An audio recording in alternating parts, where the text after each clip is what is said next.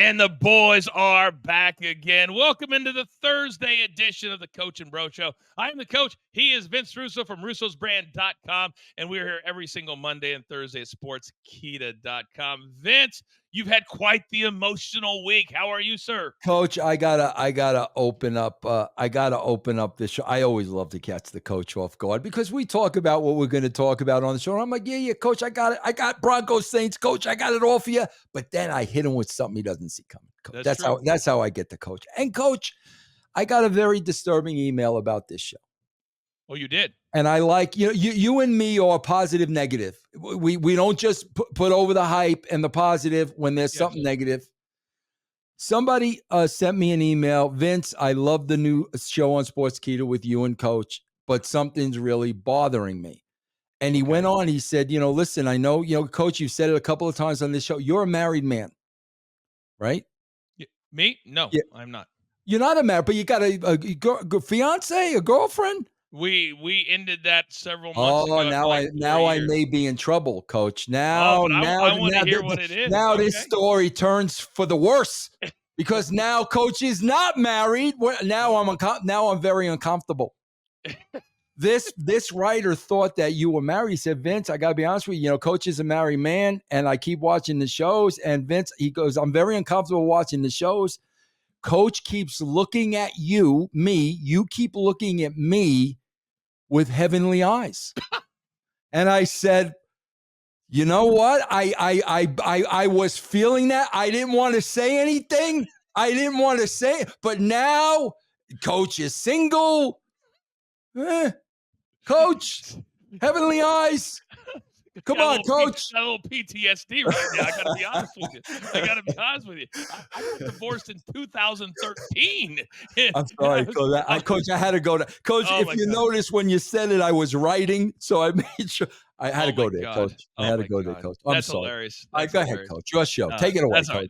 All right, if you're new to the Coach and Bro Show, we're here at Sportskeeda.com. Amazing partners. We have a little bit of sports at the top, and then if you'd like a lot of wrestling talk, sometimes we'll sprinkle in at the top, but we have a lot of wrestling talk over at Backstage Pass, part of our big Patreon, a lot of content over there. But I want everybody, if you're watching this right now, to let JBL know that I said we're the stars of Backstage Pass. No doubt. And I'm backing that up. Yes. Thank you. Yes. Thank you. Yeah. All right. So we got a lot of football to talk about. People love when we talk about football here, but we look at it from a different perspective, the fan perspective, maybe pick out a storyline or two. We don't just hammer the lines, but we do make picks later in about 20 minutes or so. And Coach, one other thing I just want to throw out there, the way we do this, because I'm gonna bring wrestling into this, okay? Because this has been a great part of my success in wrestling. Okay, Coach is a expert, bro. He knows what he's talking about with these games and the spreads and the overs and the unders and the lines. And if you bet 15 more cents, you're gonna get this. Coach is a professional through and through. Now, Coach, when I was in wrestling, my value was this. I always looked at it from a fan perspective. Yes. And I was never going to become part of the culture, part of the wrestling bubble where I was going to start seeing it like everybody else. That's how I look at these games. I look at these games as a fan from my gut. What do I feel? What do I see? And that's why I think the combination of the two, I really enjoy. You're the pro, bro. You give us the facts. I kind of give that gut and maybe that one little thing that I found that I'm hanging my hat on. I'm so glad that you said that, because tonight a lot of people say it's a yuck game. It's the Saints 2-4. They lost 4 games in a row. It's the Broncos 3-3. But when I looked at this, Vince, I'm so glad you just said that. I compared it to WrestleMania, which I believe, have they had one at the Superdome? Have they ever had a they had to. They've had to. I think that's one. Where Daniel Bryan didn't. They had to have one. Yeah, right? Yeah. So a lot of times fans will bet with their hearts, Vince, because of the storylines, right? Because of what's happening and what they foresee to happen. So there's been a lot of money, as the professional gamblers like to say, flooding in on the Saints, and you have to ask the question why. Well, tonight, Vince, let me lay you with this. The return of Sean Payton, decade and a half, coaching the Saints. He's coaching the Broncos now. He won the only Super Bowl in the history of the franchise. Drew Brees, the greatest quarterback in the history of the franchise, Yep. being inducted into the Ring of Honor. Yes. All these fans going tonight, all this emotion, all these people coming back. So what are they doing, Vince? They're betting on the Saints, but the Broncos are the favorite. Are they not thinking because of their hearts instead of their heads? I think they're not thinking. Coach, I'm going to tell you something, man. I am forced to watch Bronco games because I'm here in Denver. I'm forced because, bro, Bronco fans are so obnoxious, and I root against the Bronco. It's the only Denver team I root against, bro, is the Broncos, bro, because the fans are obnoxious. So but bad. I got to tell you this, again, coming from a fan perspective and watching a lot of the Bronco games, bro, in these first, how many games are we in? 5 now? We're 5 games Six. into This is week 7. Week starting 7, tonight. 6 games into the season. Bro, I do got to say this. I've seen Bo Nix starting to come into his own a little bit, game by game by game. Bro, the first couple of games, late in the game, like the last drive, but now he's starting to spread that out. Now he's starting to play better in the first half. Now I'm looking at the improved play of Nix, and I'm also looking at, bro, Saints defense 26th in the league against the run. As a fan, this is what tells me Broncos are going to be able to run the ball. They're going to run the ball. That's going to open up the passing game a little bit more for Nix, give him a little bit more time. Bro, with all the hype and the hoopla, I like the Broncos -2.5. I love the Broncos -2.5, but I got a different bet that I'm going to give out later in the show. But here's the deal. You got to remember, too, Bo Nix, you talk about family and friends showing up. You remember where he played before Oregon last year? Do you know where he played? He played at Auburn, which is right on I-10, about an hour or an hour and a half from New Orleans. He's going to have a ton of family, a ton of friends. And then you got another rookie quarterback in Spencer Rattler, who came from South Carolina. You rarely have 2 rookie quarterbacks that face off against each other. Vince, you bring up a great point. So people, if you're betting on this, look at the over-under in yards. I believe Bo Nix is like 183.5. Rattler's like 192.5. But those are really low numbers for an NFL quarterback. Yeah. And maybe something to look at. There you know go. what I mean? Yeah. Do you think that there is, because I love when we used to do shows in the WWE in certain parts of the country, and you talk about fan bases that are obnoxious. How would you compare the Broncos fan base to that of the Cowboys or the Steelers or the Packers, some of the legendary OGs that has fans across the country? See, I think the Broncos are the most obnoxious because you've got some really good teams in Denver. The Avalanche are great every year. The Nuggets won the championship a couple years ago. I mean the Rockies stink, but bro, it's Broncos 12 months out of the year. Doesn't matter if the Nuggets are going to the championship finals. Doesn't matter if the Avalanche win the Stanley Cup. It is Broncos 24 hours a day, 12 months out. It drives me freaking nuts, coach. Nuts. So there, I do a lot of studying on Instagram, and you know how now if you watch certain things, the algorithm will throw the same type of videos through your system. So last week, and we're going to head into the Lions and Vikings game. So the Detroit Lions win in Dallas. There's a reason I asked you that question. And they won 47-9. 47-9. Okay. The Lions, in my opinion, and they're a 2-point underdog. Some places are 1.5. But in my opinion, they're the best team in football playing right now. They lose their heart and soul. Aiden Hutchinson. His leg break was so bad, Vince, that he had to have surgery immediately as he got to the hospital. Yeah. Before we get into the game, this video comes across my IG, and it says, Cowboys fans today. And it was a young lady in the concourse who had clearly drank too much, and she was projectile vomiting. Didn't even make it to the bathroom.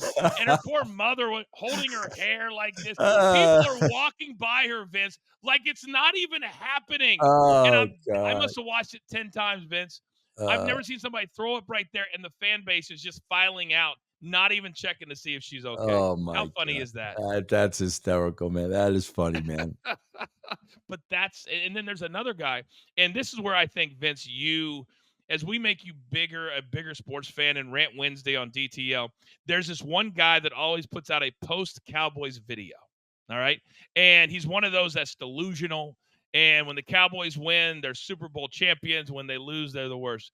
He literally cuts like a 3-minute promo. And at the end, Vince, he goes, and you're the worst, and Jerry Jones, and this and that. He goes, but why don't I walk away? Why don't I walk away?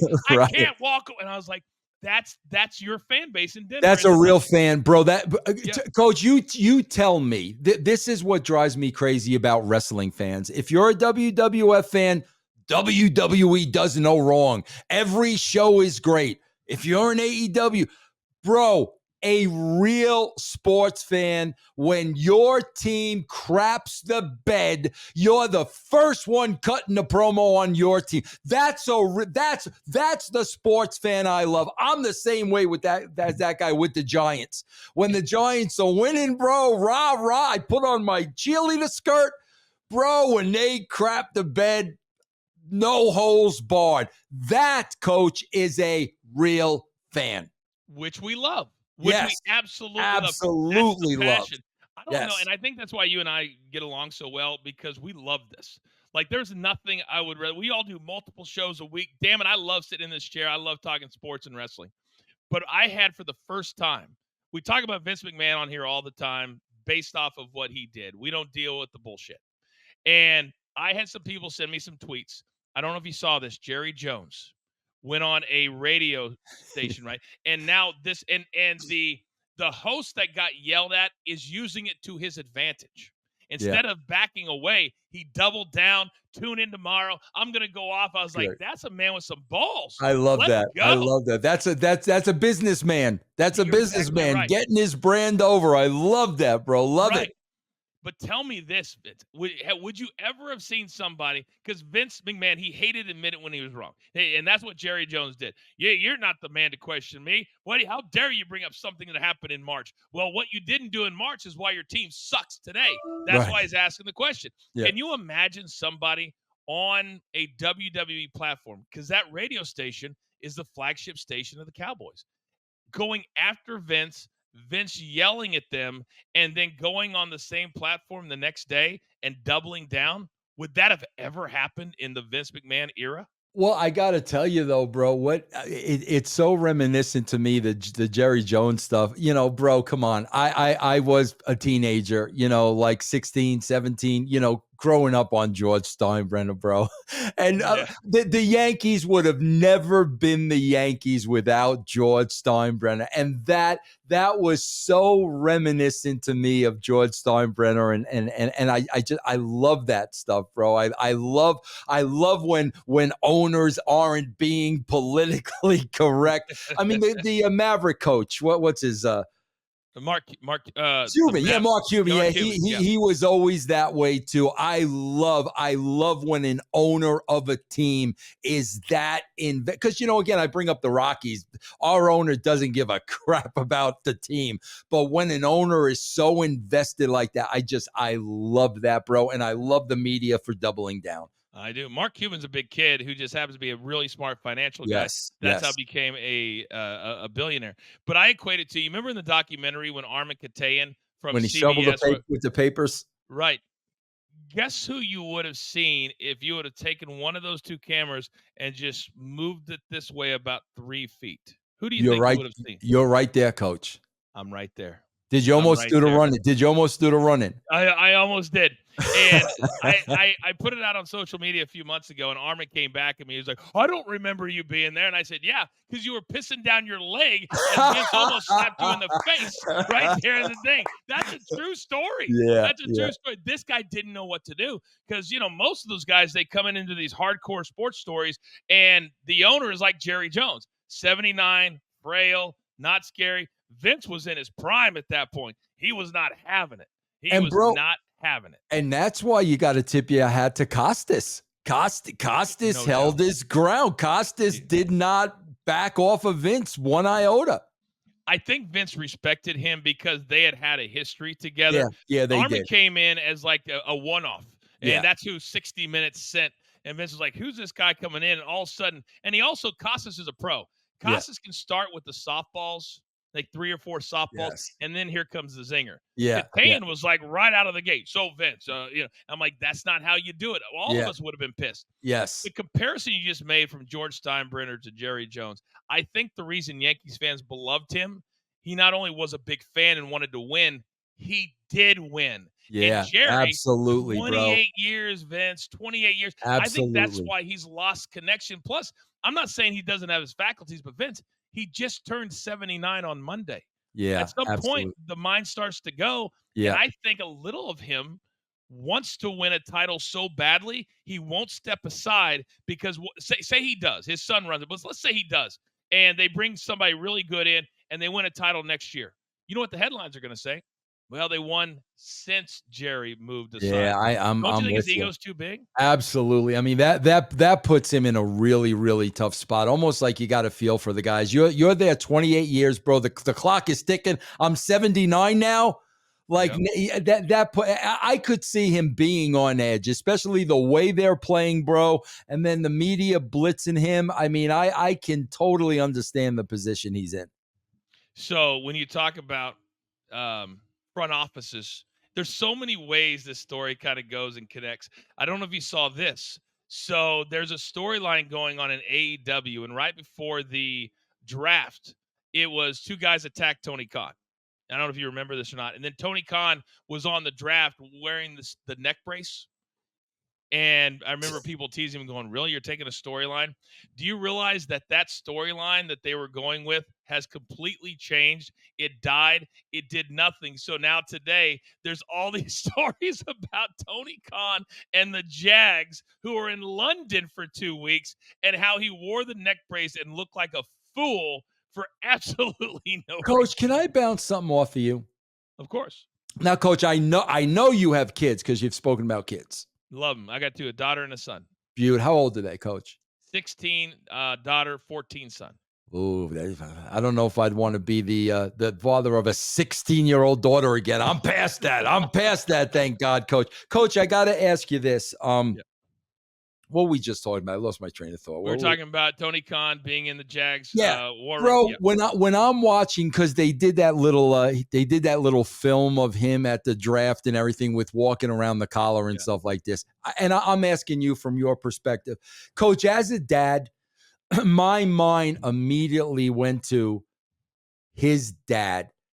And I'm like, bro, Shad is in a room of his peers. These are some of the most powerful men in the country. Bro, if you own a sports franchise, you're one of the most powerful men in the country. Make no bones about it. Otherwise, Coach, Yes, we'd all own sports we all franchises. would. Yeah. So he's in a very, bro, a very small, rich, collective group among his peers, and his son's running around in a neck brace selling a fake wrestling angle. Bro, how did, as a shoot, and we can only Yeah. speculate on this, how do you think the old man felt about that? All right. Well, I think I need to clarify because that's what you and I do. As you said, I'm the expert. So the way they do the draft is not all 32 teams were in one room. They're at their own places. So they were in their own what they call war room. So everybody that was in there So it's just worked his for the people. old man. But it's his His people. people. It's his, okay, But cool, cool, yeah, cool. so they're a lot of these guys, these guys are below him. So and he's got 6 successful businesses. So I think this is the one that he likes, but it's not everything to him. Some places this has been, what are you doing? I think that I compare him to Patrick Mahomes because Patrick Mahomes has a brother who's an absolute disaster. Right. But Patrick never addresses him, never says anything because he realizes in this day and age, silence is golden. And if Right. you don't say anything, eventually the news cycle comes and people move on. So if those stories wouldn't have come out yesterday, people would have forgot that Tony Khan was in a neck brace. But to answer your question, I think that certain wealthy men, you remember the show Silver Spoons, and there's Mhm. a lot of movies. I think oh my god, I can't remember the one where Will Ferrell, his dad was a real grumpy old guy. I think sometimes they want their children to be happy so badly that they let certain things go. And Tony Khan's been very open. All those pictures from him at 3 years old and for going to wrestling events and his dad taking him. I think it's a lifetime of, this is what my son loves to do. I threw him a bone, letting him be in the front office, and he's taken it and got a $185 million TV deal on his own. Right. I think that's how he looks at it, not from the embarrassed father perspective. Yeah. Man, I swear, Coach, you and I one day, we got to do a show alone, a standalone alone. Bro, there is such a history, a rich history in professional wrestling of owners, presidents, CEOs in prominent positions, and they were all trying to prove something to their fathers. There is a long history of that, bro. Dixie Carter, Jeff Jarrett, Shane McMahon. There is a long history. Tony Khan, of long history of people in that spot that had something to prove to their rich dads. I mean, there's such a hit. We could do a whole show on that. Yeah, I think as I start to get a little bit older, and I still have a young mind, but I have a much better perspective of life now, and I understand. And I'm a little bit more reserved to not always attack somebody when they look ridiculous, because I want my children to be proud of me. And I remember when Shane came back, I was at ESPN. And remember, he came back. It was in the documentary, and his kids came out and they danced with him when he was taking on. So we were there for Sports Center. I wasn't in WWE. I was at ESPN, and I remember sitting him down backstage, and I was like, "You've been gone for a while," and I knew what he was going to do, jumping off the top of the cage. And I don't care anyway. Your body, when you get into your 40s, I mean, I'll work out in like it's like 2 days, And I was like, "What are we doing this for?" And I remember him looking at me, and he literally started tearing up, and he says, "I want my kids to be proud of me." Yeah. And apparently, and I was like, I'm sure the day to day, his kids are super proud of him. But when you're in a position like this, my son asks me every single day, I swear to God, he's like, "Dad, how'd the shows go today?" And that means the world Yeah, to that's me that awesome, he even man. cares that I'm doing this, right? And so I remember Shane, and then I watched him in the documentary. I was like, man, what it must be like to not. And then you saw the thing where Vince said his dad never hugged him, never said he loved him. Can you imagine going through your whole life Yeah. and your parents never tell you that, or you don't feel that, or you don't know that? Yeah. At least Tony's got that with his dad. I'll give them that. Clearly they're tight. Yeah. And in life, at the end of the day, all this BS that we talk about means nothing. When you're on your deathbed, you go, man, what did I do? What relationship did I have? Coach, I swear I'll never forget. I left the WWE, bro. This was not that long ago. I mean, maybe it was 8 years ago, 8 years ago, whatever. I had a conversation with Shane on the phone, and I asked him. I said, Shane, do you know why I left the WWE? And he says, yeah, my father said WCW offered you more money. I said, well, Shane, your dad's full of you know what. I said, the reason I left the WWE was because your father told me I made enough money to hire a nanny to watch my kids. That's why I left. By the way. Bro, I swear there was such a long pause because he was hearing this for the first time now. And you know what he said to me? He goes, and this broke my heart. He said, Vince, that doesn't surprise me at all. That's how he is with my own kids, his grandchildren. And I'm like, I swear, bro, that broke my heart. I'm like, Vince, your own freaking grandkids, bro. Wow. Yeah. I've heard some stories, and of course I don't know how true they are, as he's going through all this stuff and it trickles down, and you don't like every decision I make now, I think, how are my kids affected? Oh yeah. And it's not just Shane, it's the grandkids, because Vince Yes. is such a larger than life fixture. And as we continue on this story arc and this storyline, as I don't know if you saw that this week, but Aiden Hutchinson, who led the league last year in sacks, he went to Michigan. His dad was a star at Michigan, and then he gets drafted, as fate would have it, by the Detroit Lions. He leads the league in sacks last year, and he's playing great this year, and the Lions are playing great. Last week, I don't know if you saw it. I don't think you like seeing the squirmish stuff. No. But he was going around, and he did he basically was flying in the air, and his leg was whipping. And unfortunately, he wasn't able to come down. His leg hit one of his own guys coming from the other way, and it just snapped in half. Just snapped in half. Yeah. It was nasty. And so he had to have surgery within 2 hours. There's a hospital that he loves to go to, a children's hospital, to pump them up. It's like one of the things he does. He never gets, never cameras, he doesn't do it for that.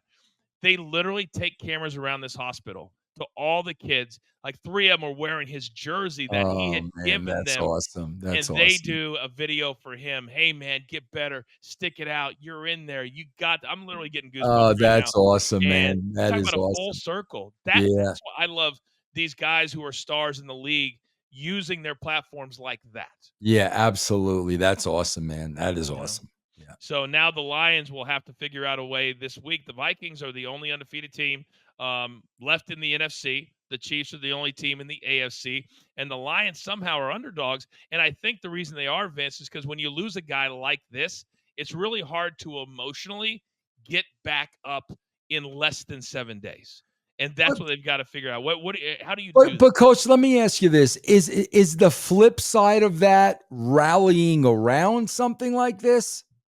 It can be, but it usually takes a couple of games because you're in that shock. Because we're talking about an elite, and this is a locker room.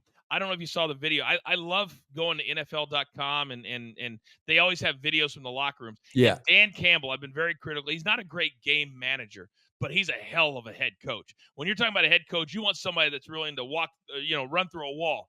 And he's in there and he does this, Vince. He's got, he's a guy that dips. Like, he's old school. He's not a mamby-pamby, as you like to say. And he's in there and he's like, boys, and he knows what's going on at the hospital right now. And he's in there, he goes, boys, he goes, we've never been more together than we are right now, but we can be better. And then he gives a game ball to Jared Goff. He gives a game ball to them. And Jared Goff says, oh, hail to the no. He says, this is where our coach played. Dan Campbell played in Dallas. He played in Dallas, and he gives him the game ball. Damn, I'm getting goosebumps. He gives the game ball right back to him. And he goes, boys, we're better than we've ever been. Let's take that a step further. That's what he's thinking about, because he knows he can't allow his players to think about their brother, who is sitting there in, getting a rod put into his leg.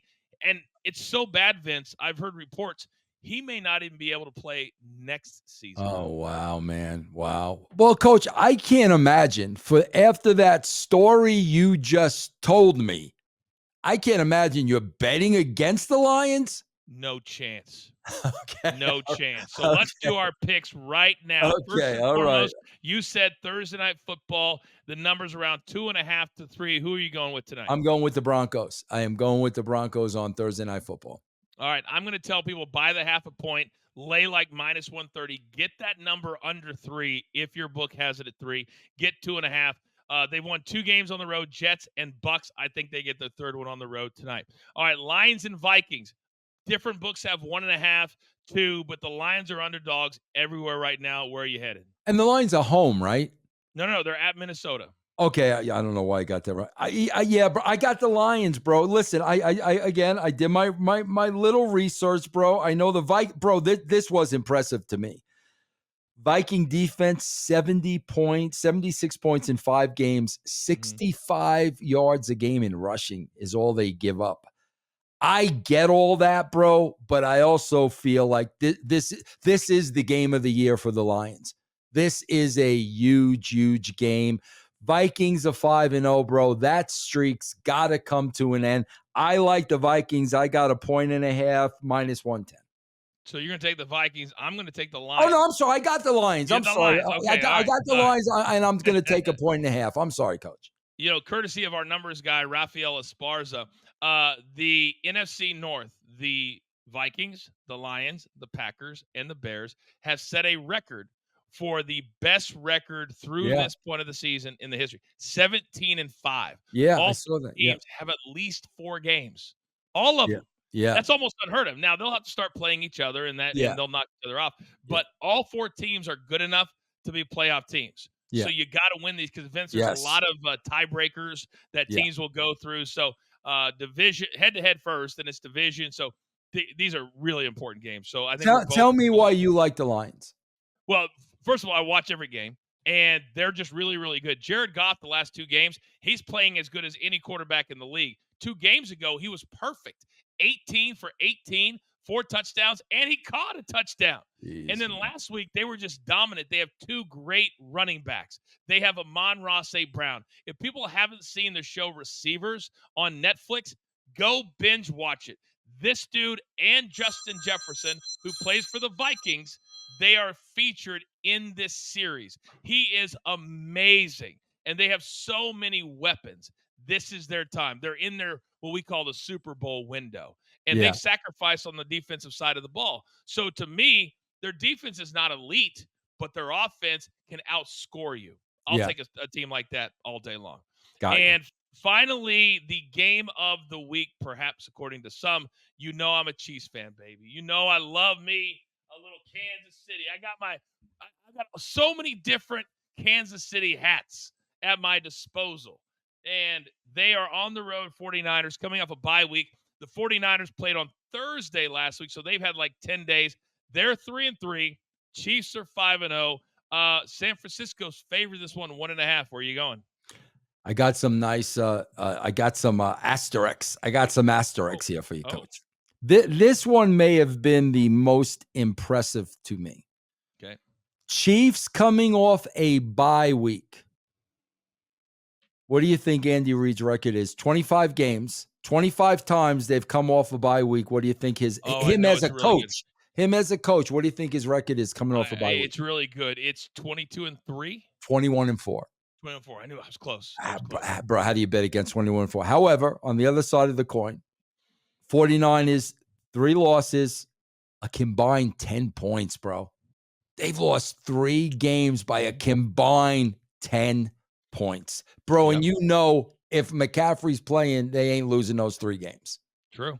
Okay. Here's another one. Chiefs defensive coordinator. What's his name? Steve Spagnuolo. It used to be with the I Giants. can't pronounce They call him names. Spags. They call him Spags. Spags. I'm calling him Spags. There you go. Chiefs defensive coordinator Spags.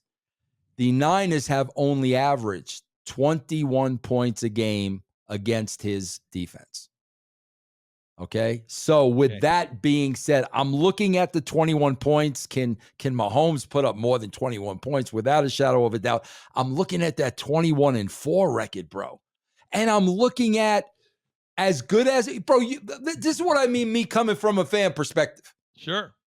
As good as the Chiefs are, can the 49ers beat them without their best player? You got to look at that. Let's break it down to the facts. Can they beat the Chiefs without their best player on the field? I say no. I am taking the Chiefs, and from what I understand, I'm getting 1.5 points. Yes, I'm taking the Chiefs. As a matter of fact, I wouldn't even take the points, bro. I would take the money line. And that's exactly what I'm going to do because you get a little bit more. It's only like 20 or 30 cents, but it matters. Give me a little bit more cash. Yeah. To your point about the close losses, perspective, they were up 10 at home against Arizona 2 weeks ago. Arizona scores 11 straight. It's how you lose sometimes close, not that you lose close. That was an awful, awful loss. CMC, I think, is done for the year. When you go to Germany to try to get that platelet stuff done, you're desperate. You are desperate. So he ain't coming back. Yeah. And the reason Andy Reid is so good, he's literally a genius when it comes to play calling. Last week against the Saints, they win by 13. He had 4 tight ends in the game at most of the time. Why? So then they have 4 guys across this way. And then what happened? Travis Kelce has a big game because they didn't have all the wideouts run on. He's a bona fide genius. You give him 2 full weeks to get ready for any team. He's drawing plays up. He admitted a couple weeks ago that he got a play from a janitor that was sweeping the floors in Kansas City. Swear to God. Swear to God. He doesn't care. He does not care. He is a bona fide genius, which is why he's a Hall of Fame coach, and he's gone to Super Bowl with 2 different teams. I am also taking the Chiefs. And when you have your best player who's number 15, and there are certain people who are special. It's special. And none of their 5 wins have been beautiful this year, but their defense is severely underrated because of number 15. That gets all the focus. He's the guy. A lot of people consider him to be the best of all time. Well, this defense over here, they're amazing. They truly, truly are. I think the 49ers lose at home. Chiefs improve to 6-0. So we agree on almost all of our picks today. Yes, we all do. Right. So that's the first part of our show. Thanks for watching us here on Sportskeeda.com. But we're not done. We want you to go over and we want you to become a subscriber. It's Backstage Pass here at Sportskeeda.com. You get radio show. You get JBL and Gerald Briscoe telling you stories from 1962. You get relevant stuff right here. That's what you get. So go over there and check us out. We're talking about Gunther Cody and Tom Aspinall. We're talking about Vince losing his mind on Piers Morgan. You guys, we got to talk about that.